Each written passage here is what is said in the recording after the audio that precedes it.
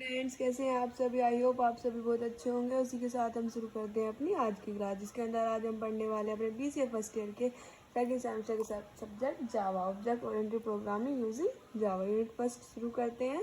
In a programming approach that use objects and class to design perform. जिस program के अंदर हम अपनी ऑब्जेक्ट और क्लासेस को यूज़ करके एक प्रोग्राम को डिज़ाइन करते हैं, उसे हम बोलते हैं ऑप्स।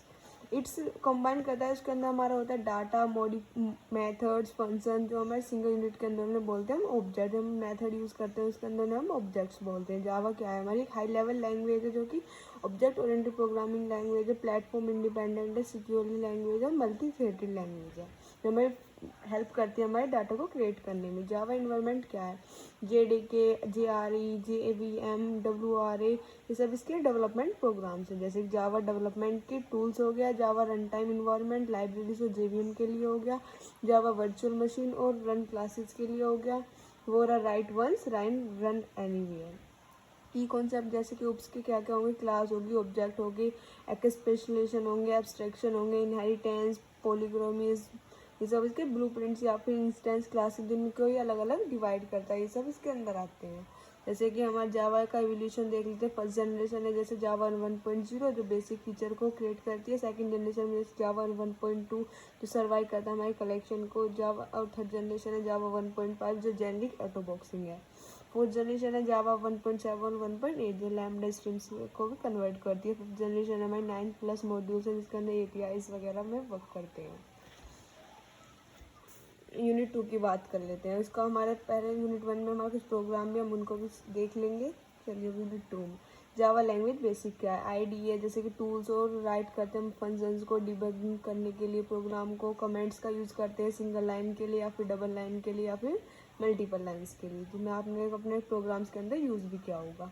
पैरामीटिव और नॉन पैरामीटिव डाटा टाइप होते हैं इसके अंदर दो तरीके के, पैरामीटिव और नॉन पैरामीटिव। पैरामीटिव होते हैं बाइट, शॉर्ट्स, इंटीजर्स, लॉन्ग्स, जो हम अपने इंटीजर्स इनपुट वगैरह देते हैं उसको उन्हें बोलते हैं byte, short, long, float, double, char, boolean. Non पैरामीटिव क्या होते हैं, जैसे स्ट्रिंग हो गया, एरे हो गई, क्लास हो गई, इंटरफेस हो गया। वेरिएबल और कांस्टेंट की बात करें, वेरिएबल होंगे जो वैल्यू को चेंज कर देते हैं, कांस्टेंट होते हैं जो वैल्यू को हम चेंज नहीं कर सकते।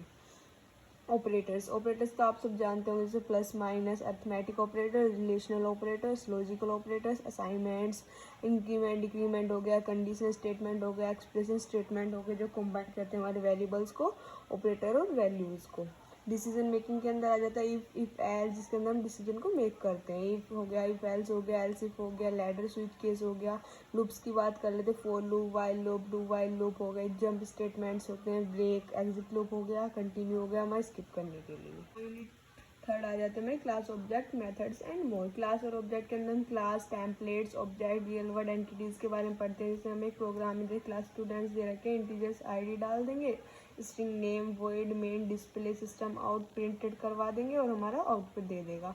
जैसे स्टूडेंट का आउटपुट निकाला ना, न्यू स्टूडेंट हो जाएंगे हमारे। एरेज क्या होते हैं, 1D एरे, 2D एरे, आपने डाटा स्ट्रक्चर के अंदर पढ़ा होगा।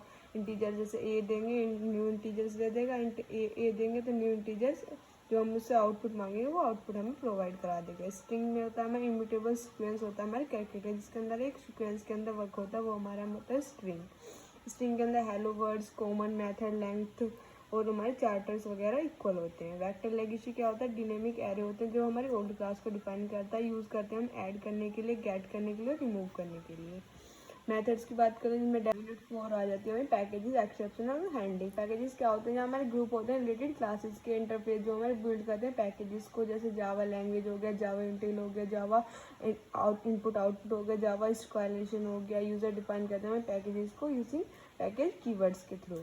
इसके अंदर सिंटैक्स वगैरह एक्सेप्शन केसेस आ जाते हैं। सिंटैक्स जैसे पैकेजेस माई पैक डालेंगे, क्लास टैग डाल देंगे और अपना इनपुट देके आउटपुट निकलवा लेंगे। एक्सेप्शन हैंडलिंग के अंदर एक्सेप्शन दे देंगे, run time error run time कर देंगे एरर को, hand line using try catch, अगर 1 बाय 1 एरर आए तो फिर ट्राई कैच करेगा कीवर्ड में, जैसे ट्राई कैच, फाइनली, थ्रो या थ्रो आउट हो जाएगा। एग्जाम्पल में जैसे ट्राई दिया हमने, ए डाल के 10, इनपुट आउटपुट कुछ भी डाल दो, कैच डाल दो, अर्थमेटिक एक्सप्रेशन ये है, हमारा सिस्टम आउट प्रिंट करा के दिखाओ, फाइनली आउटपुट हमारा निकल के आ जाएगा, system out dot print in done. Quick revision की बात करें तो जैसे उप हो गया, क्लास ऑब्जेक्ट्स, इनहेरिटेंस में जैसे पॉलीमॉर्फिज्म जावा बेसिक आ जाएगा, वेरिएबल के अंदर ऑपरेटर्स, लूप्स, डिसीजन मेकिंग आ जाएगा, कोड जावा के अंदर मेथड, कंस्ट्रक्शन, एरे, स्ट्रिंग्स आ जाएगा, एडवांस पैकेज के अंदर एक्सेप्शनल केस।